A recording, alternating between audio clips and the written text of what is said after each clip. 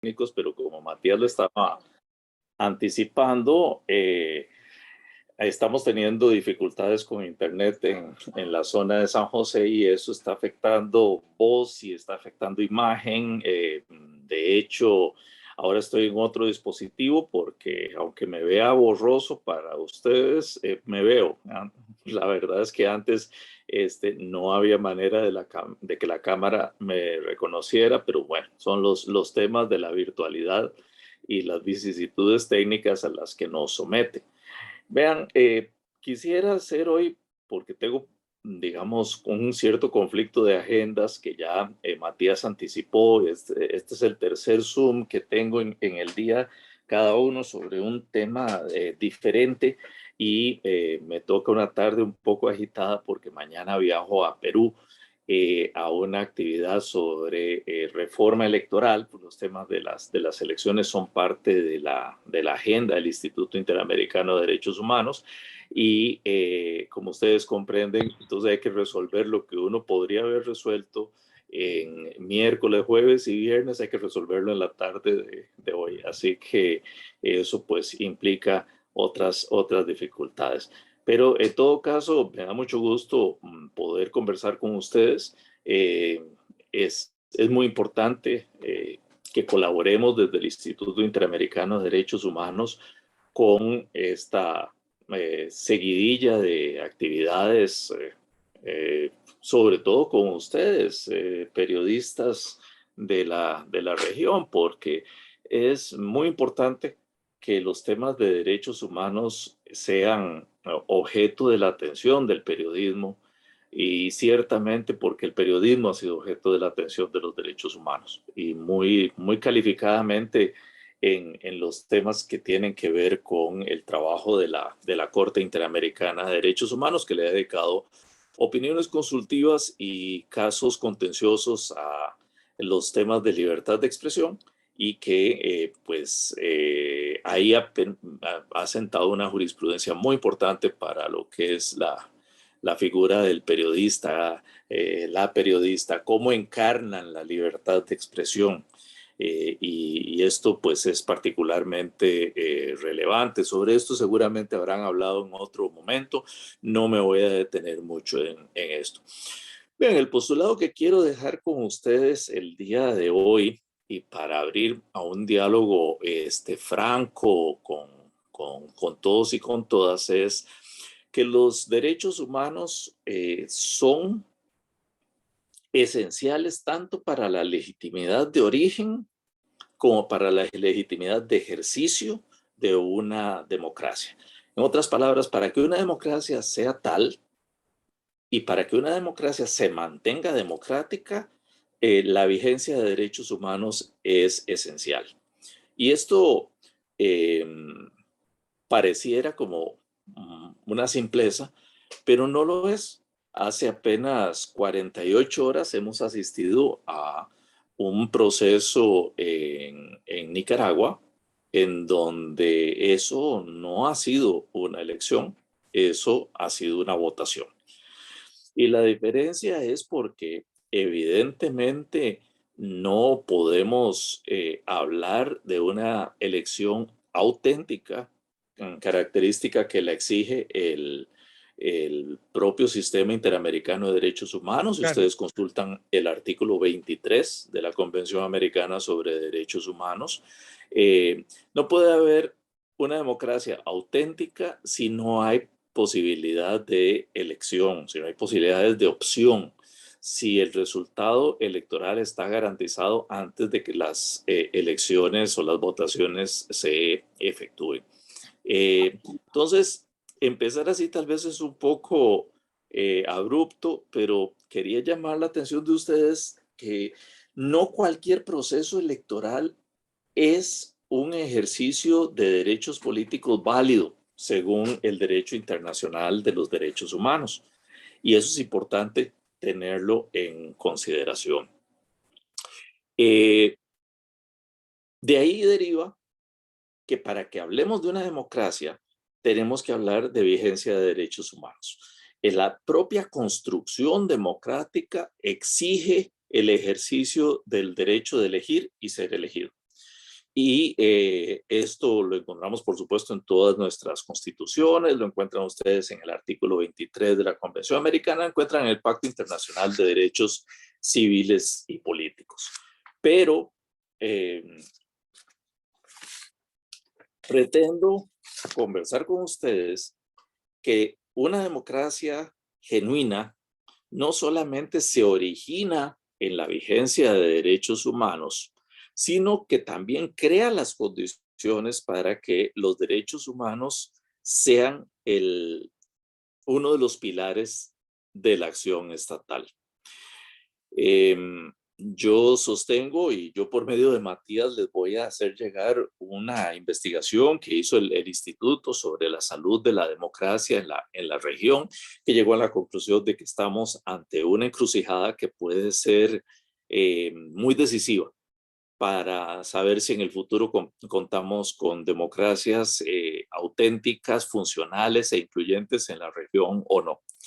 Y esta publicación, que no tiene un mes de haber salido, y se alimentó de un proceso muy complejo de 3 años en donde tuvimos que reformular varias veces, no los presupuestos, estábamos convencidos desde el principio que la democracia en América Latina está con problemas, presenta fisuras, tiene dificultades y estamos a las puertas, en algunos casos, de abiertas regresiones en la vigencia de la democracia. En ese sentido, ese es el postulado esencial de la investigación. Al final, sin embargo, primero los estallidos sociales del 2019 y luego la entronización de la pandemia y la forma en que los gobiernos respondieron a su existencia nos obligaron a agregar 2 capítulos más a la publicación que ustedes podrán tener en versión digital para que puedan verla. Es interesante, analiza, digamos, dónde están estas fisuras de la democracia, tanto en los terrenos de lo económico, en los terrenos de la vigencia de derechos, en los campos que tienen que ver con la seguridad, etcétera. Entonces, este es un enfoque, digamos, como no sé cuánto lo saben ustedes, pero es la forma en que percibe la visión la mosca. La mosca tiene cientos y no miles de ojos en cada ojo. Y eso hace que pueda percibir la realidad a partir de diferentes enfoques y perspectivas. Entonces, un poco sin pretender ser tan ambiciosos como eso, pero la publicación sí tiene la virtud de que no utiliza un solo lente, sino varios para examinar la democracia en la región. Espero que les interese y seguramente ustedes como periodistas valorarán el carácter actual que tiene.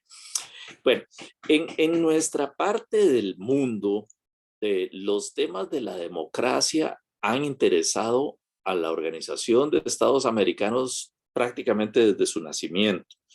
Ustedes encuentran en la Carta de la OEA menciones a la preservación de la democracia representativa que no encuentran en la Carta de Naciones Unidas, y ustedes hallan en la región de las Américas un instrumento plenamente dedicado a definir la relación entre democracia y derechos humanos y buscar formas para preservar la integridad de la democracia. La Carta Democrática Interamericana, que recientemente ha cumplido 20 años de vigencia y que precisamente está en este momento en pleno cuestionamiento a raíz de sucesos como el de la realización de votaciones prácticamente sin oposición en este país centroamericano que comentábamos.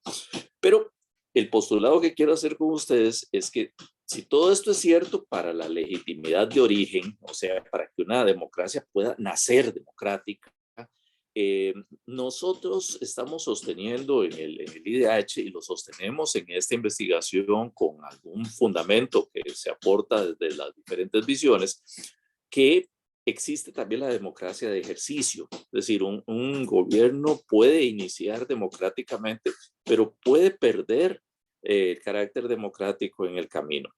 Y una de las principales maneras de perder el carácter democrático es cuando pierde la legitimidad de ejercicio. Es decir, cuando un régimen se vuelve represor de los derechos de su población, evidentemente ha perdido el carácter democrático. Y esto, fíjense que no es una cosa que nosotros hayamos descubierto recientemente. Los autores de la escuela clásica del derecho natural, estamos hablando del siglo XVI, XVII, postulaban que la legitimidad de un régimen y aún de un Estado se ve comprometida si no hay un respeto a los derechos de las personas. Y decían que este elemento, el del respeto de los derechos, era absolutamente esencial para que pudiera configurarse la legitimidad en el régimen. Entonces, en nuestra parte del mundo, logramos en los últimos 30 años un enorme avance en la vigencia de la democracia. Pasamos de tener regímenes autoritarios en buena parte de nuestra América a reencontrarnos con la democracia. Y lo cierto del caso es que aunque no podemos minimizar el valor de este reencuentro con la democracia, esta reentronización de la democracia en la región. Fíjense que desde 1995, en un documento interno de trabajo del Instituto Interamericano de Derechos Humanos, que estaba planteándose, bueno, cómo ver nuestro mandato en función de los cambios de circunstancia en la región, se celebraba la llegada de la democracia o el reencuentro con la democracia, pero también se advertía de que esta democracia era insuficiente y que su práctica tendía más a parecerse a una democracia delegativa antes que representativa, en donde los gobiernos parecían entender como que tenían un cheque en blanco a raíz de haber sido electos, en lugar de comprender que su mandato estaba en primer lugar determinado por la vigencia de los derechos de las personas. ¿Y cuáles han sido los principales déficits de las democracias latinoamericanas sin estar todavía entrando a las abiertas regresiones que estamos presenciando, y no en uno o dos países, sino preocupantemente en más? Bueno, en primer lugar, en los mismos temas de vigencia de los derechos políticos, nuestras democracias no representan adecuadamente a la diversidad de nuestras sociedades. Basta ver cuál es la presencia de mujeres como electas respecto de mujeres como electoras. Y ustedes ya notarán ahí que por más de que hemos avanzado en la región, por más de que tenemos países como Bolivia, Costa Rica y otros que practican paridad y han logrado acercarse al 50% de representación de mujeres, sobre todo en los cuerpos de representación proporcional, estamos lejos de que eso sea así en toda la región. Y en algunos casos, los logros han sido porque determinadas autoridades electorales o políticas ha iniciado firmemente un camino en ese sentido. Lo mismo podríamos decir de la diversidad étnica y cultural de nuestra región. Cuando ustedes ven los cuerpos de gobierno de nuestra parte del mundo, ni nuestros pueblos indígenas ni nuestras comunidades afroamericanas están adecuadamente representadas para el peso que tienen en en el contexto de la población y la cultura de nuestros países. Ese es un ejemplo. Es un ejemplo muy dramático, pero es un ejemplo. Pero además, en América Latina hemos logrado reformular algunos derechos políticos de una manera que se acomoda a los intereses de determinados grupos o de determinadas personas en puestos de elección. llegamos a ser tan imaginativos que creamos la figura de que la reelección es una categoría de derecho político, ¿no? Y eso se declaró así en Honduras, se declaró así en Bolivia. Afortunadamente ahora tenemos una reciente opinión consultiva de la Corte Interamericana de Derechos Humanos, en donde no solamente deja muy claro que la reelección no es un derecho, ¿no? Sino que deja muy claro que la reelección indefinida es atentatoria de la vigencia de derechos. Se la recomiendo mucho, es una opinión que vale la pena tener presente y que le representó pues a la Corte Interamericana un desafío por las implicaciones que tiene este tema.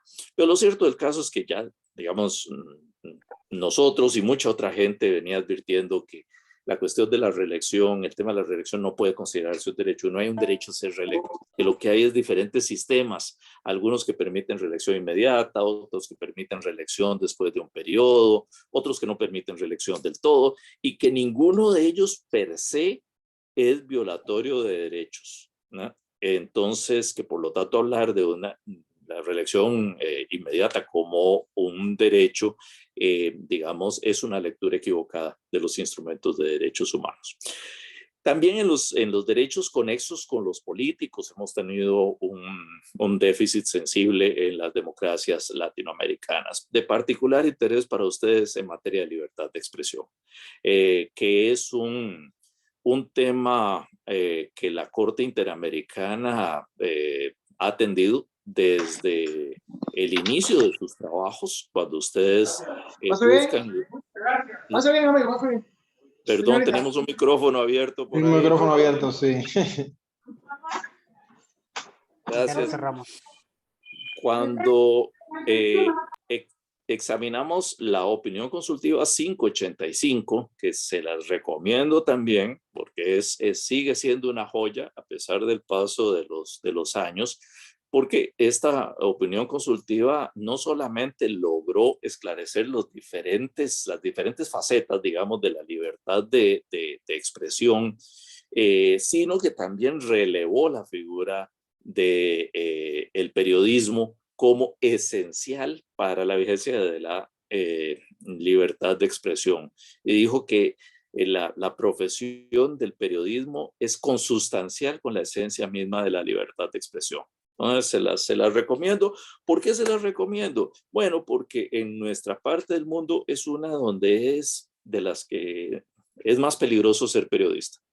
Y esto es cierto desde México, pasando por Colombia, hasta llegar al sur de nuestra región. Es peligroso ser periodista, es peligroso ser periodista que hace investigación, y el periodismo de denuncia puede acabar con daños a la integridad o incluso a la vida de la persona que lo practica. Pero además, varios de nuestros países han procedido a criminalizar la crítica que se hace por los medios, con lo cual debilitan también la función de los medios de comunicación como contralores naturales del el poder en la vida nacional. Y hay otros países que incluso han cerrado abiertamente medios, algunos por expedientes un poco indirectos, ¿no? Como lo trató de hacer Perú en una época pues ya muy pasada, quitándole la nacionalidad al dueño de un medio de comunicación para así silenciar ese medio crítico del funcionamiento del gobierno, o estados en los cuales se ha vuelto inviable el funcionamiento de los medios de comunicación, sea porque se han ocupado sus instalaciones o sea porque se ha vuelto imposible la importación del papel necesario para que un diario pueda circular más allá de una versión digital. Y todo eso está en casos resueltos por la Corte Interamericana de Derechos Humanos. También porque la Corte ha relevado el tema del acceso a la información como una faceta digamos, necesaria de la libertad de expresión. Y sin un adecuado acceso a la información, ustedes comprenderán mejor que cualquiera de nosotros que la labor investigativa y la denuncia en temas públicos se vuelve tremendamente complicada. Por supuesto que también en otros derechos como el derecho de asociación o el derecho de reunión que ustedes habrán visto a propósito de los intentos hasta de criminalizar la protesta social que hemos visto en los últimos años en América Latina. ¿En qué más tenemos déficits? Y vean que es que cada vez vamos sumando, ¿no? Porque estos déficits son acumulativos. En uno que nos ha preocupado muchísimo en esa investigación y en esa publicación, porque se trata de amenazas a la independencia judicial. Y fíjense que de todos los indicadores como para decir que una democracia está perdiendo su carácter auténtico por vía de falta de legitimidad de ejercicio, encontramos que el más severo de esos indicadores es el que tiene que ver con la cooptación o debilitamiento del poder judicial y de otras instituciones de control, pero fundamentalmente del poder judicial, a veces extendido a el organismo electoral. ¿Y por qué esto es tan determinante? Bueno, porque cuando se empieza a preferir al candidato o candidata que sea afín a mis ideas políticas o sumiso al poder, en lugar de un hombre o una mujer rectos, probos, capaces, que puedan poner fin a un abuso de parte del poder y puedan restituir derechos a quienes podamos haber sido afectados por una decisión del poder, estamos, uno, no solo dañando la democracia, sino dos, cerrando el camino para que las conculcaciones de derechos humanos se puedan resolver en el plano local. Y con eso, evidentemente, dejamos abierta solo la vía internacional y ya sabemos que por muy importante que sea la vía internacional, no es la óptima para atender los casos de violación de derechos humanos. Y fíjense que cuando ya la democracia ha cambiado a autoritarismo, el Poder Judicial no solamente se vuelve cooptado o sumiso al poder, sino que se vuelve, sobre todo en su faceta penal, un instrumento para la persecución política. Y ustedes sabrán a lo que me refiero en diferentes contextos, pero algunos pues muy claros, en donde se han creado nuevas figuras penales cuyo fin es perseguir, encarcelar y sacar de la vida pública a determinadas posiciones políticas. De tal manera que por donde lo veamos, seguimos acumulando déficits. ¿Cuál es otro? La falta de respuesta oportuna y decidida en los temas de corrupción. Si hay algo que daña a las democracias es cuando la gente percibe que los individuos, las empresas, determinadas opciones obtienen ventajas y dividendos de lo público, que es un poco una contraprestación de sus aportes a la política o de su peso significativo en cuanto a alianzas y contactos con el mundo de la política. Esto ha dañado profundamente. Piensen ustedes que en el caso del Perú, ustedes han tenido, bueno, un presidente suicidado, un presidente en tránsito de regreso de extradición, y todos los demás en algún estado de investigación, la mayoría de los cuales tienen que ver con algún favorecimiento o algún tipo de acto de corrupción no perseguido. Odebrecht terminó de sacar todo este tema. Y menciono Perú porque es el caso, digamos, más dramático. Cuando yo voy mucho al Perú, mañana voy para el Perú, pero lo que les decía es, caramba, es que hay otros países en donde uno dice, bueno, sí, este presidente y este presidente, Pero en el caso del Perú, ¿cómo no va a desconfiar esa sociedad de sus políticos? Si cada uno que ha pasado ahí por la casa de gobierno tiene algún rastro que se le está investigando. Y, y bueno, y no es el único caso de exgobernantes investigados, los tenemos en El Salvador, los tenemos en Costa Rica, los hemos tenido en diferentes partes de la región. Pero yo, digamos, los muestro como ejemplos, porque lo más grave no son los investigados, son los no investigados, ¿no? Todos los casos de corrupción que no han trascendido a algún proceso judicial. Y finalmente, ¿en qué hay una enorme deuda o déficit de la democracia? Y ustedes lo sabrán enseguida. En materia de derechos económicos, sociales y culturales y corrección de la desigualdad. América Latina es la región más desigual del mundo. Y esa desigualdad no solamente ha crecido, sino que curiosamente con la pandemia creció todavía más.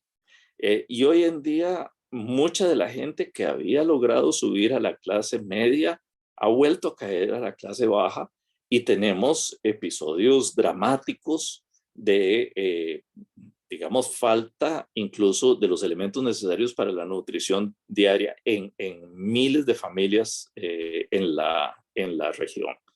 Y las medidas para combatir la pandemia, pues correctas o incorrectas, lo cierto del caso es que han afectado el funcionamiento de las economías y sobre todo han afectado la economía informal y eso pues ha pasado una factura a quienes viven de ella. Y bueno, ahora finalmente, para más bien entrar a un diálogo con ustedes, perdón si lo hago un poco atropellado, pero créanme que son temas de falta de tiempo y de dificultades tecnológicas que no esperábamos tener ahora. A modo de epílogo, déjenme decirles que si todo esto es cierto y si además vemos ejercicios electorales o pseudoelectorales que tienen lugar y que pretenden simplemente ser la prolongación de mandatos y la comunidad internacional vive con esto o aprende a vivir con esto, aprenderemos a vivir con democracias que cada vez reúnen menos la condición de tales. Y es cierto que afortunadamente en muchos casos en donde el autoritarismo ha asomado, y créanme, ustedes lo sabrán por sus países y sus distintas realidades, no ha asomado solamente en uno o dos de los países de la región y a veces mostró su peor faceta precisamente con las medidas adoptadas a raíz de la pandemia del COVID-19. Ustedes sabrán que no siempre el poder, ni frente a la protesta social, ni frente a la existencia de una pandemia, ni frente al derecho vital para la democracia, de la investigación y la denuncia por medio del periodismo, ha reaccionado de manera democrática. Y lamentablemente ese documento del Instituto de 1995 más bien ahora nos parece optimista respecto de fenómenos en donde vemos que el progresivo distanciamiento de una democracia digamos, formal en la región, de su compromiso esencial con los derechos, está vaciando de contenido a estos regímenes. Y lo venimos advirtiendo hace algún año, por eso hicimos esta investigación. Cuando ustedes puedan tener acceso a esos textos, seguramente podrán ver retratada alguna realidad cercana a ustedes. Y aquí lo dejo para que nos dé tiempo de tener un diálogo